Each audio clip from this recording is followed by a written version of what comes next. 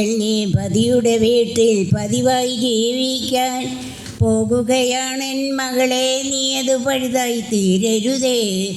ഇന്നലെ വരെ നീ ചുമതലയായിട്ടൊന്നും ചെയ്യാതെ ഓടി നടന്ന് കളിച്ചൊരു കാലം വരികില്ലിനി മകളെ. പതിവായി ചെന്നിട്ട് അസുഗ്രഹത്തിൽ പതിവായി ജീവിക്കാൻ കഴിവില്ലെങ്കിൽ മകളെ, അതൊരു പിശകായി തീർന്നിടും. വഴിയേതാതൻ പറയും പോലെ മകളെ കേട്ടെന്നാൽ ഗുണമേ നിന്നിലുദിക്കൂ, നിനക്കൊരു ജീവിത സുഖമുണ്ടോ?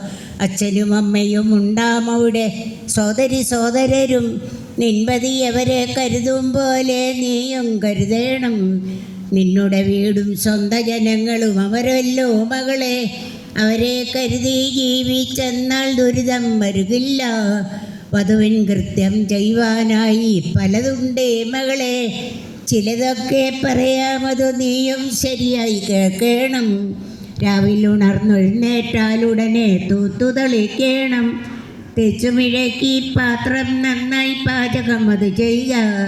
ആദരവായിട്ട് ആഹാരങ്ങൾ കൊടുക്കണം എല്ലാവർക്കും. ഖേദോഹരമായി പിന്നീടുള്ളൊരു ജോലികൾ ചെയ്യണം.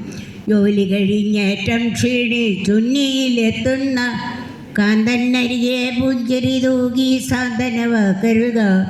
കലഹം കൂടാതുള്ളൊരു ജീവിതം അതിനായി തുനിയണം. കലഹത്തിനൊരു വഴിയും വെറുതെ നീ ഉണ്ടാക്കരുതേ.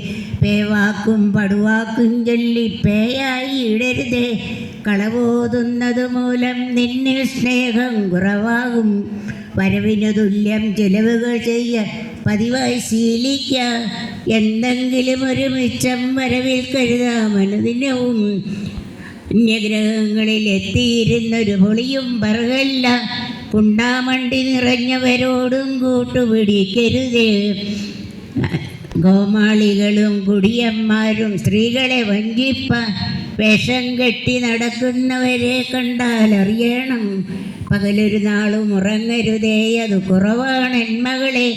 ഭവനം പരിപാലിപ്പാൻ നിന്നിൽ കഴിവില്ലെന്നർത്ഥം. സന്താനങ്ങളുമായി പല പല ചിലവുകളേറുമ്പോൾ ജീവിതയാത്രയിൽ ആശ കുറഞ്ഞിട്ടലയുമെൻ മകളെ. അതിനായി പതിയെ കാലേ കൂട്ടി വിലയായി കരുതണം. വിലയും നിലയും തനിയെ വരുമതിരീശൻ തുണ ചെയ്യും. അച്ഛൻ ചെന്നൊരു വാക്കുകൾ മാറാതെ നീ ജീവിച്ച ഭദ്രഗ്രഹത്തിൽ നീ ഒരു പൂജാദേവതയായി തീരും.